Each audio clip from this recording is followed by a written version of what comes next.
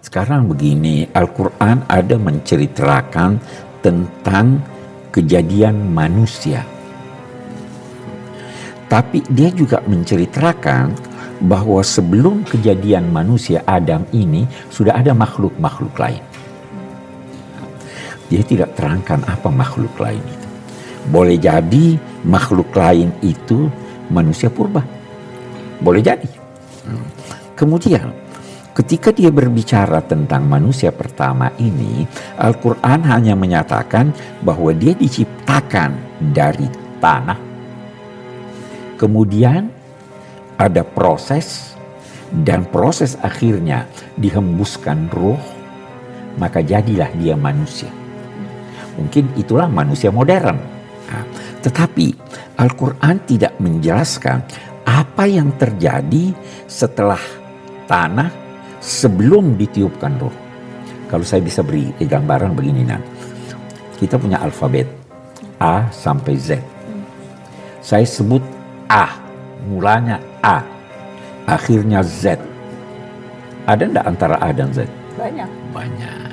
Al-Quran hanya menceritakan A dari tanah dan menceritakan Z dihembuskan dari ini. Jadi boleh jadi ada proses di sini. Nah, Al-Quran tidak menjelaskan hal ini. Karena itu ada orang berkata begini, apa memang benar itu teori Darwin atau New Darwinisme?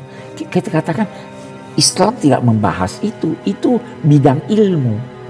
Kalau ilmu bisa membuktikannya, maka dia tidak bertentangan dengan Al-Quran. Karena Al-Quran hanya berkata dari tanah akhirnya ditiupkan roh menjadi Adam. Ya kan? Itu bidang ilmu. Jadi tolaklah dia atas nama ilmu atau terimalah dia atas nama ilmu. Jangan libatkan Islam Al-Quran di sini. Al-Quran hanya berkata A dan Z. Jadi bisa saja orang percaya teori Darwin tetapi juga percaya banyak dari ulama Islam yang percaya itu dan membenarkan itu. Ibnu Khaldun salah seorang yang menyebut tentang hal itu, bahwa ada proses dari kejadian manusia ini sampai dia mencapai apa yang diistilahkannya alamul qiradah. Tapi orang secara tulis dia kira alamul qudrah. Ada yang bilang alamul qiradah itu banyak. Jadi banyak yang itu. Tapi dia tidak atasnamakan Al-Quran. Dia atasnamakan penelitian. Kita juga begitu. Kita tidak wajar menolak teori Darwin atas nama Al-Quran. Tapi silahkan tolak atas nama ilmu pengetahuan. Jangan juga menerimanya atas nama Al-Quran. Silahkan terima atas dasar ilmu pengetahuan.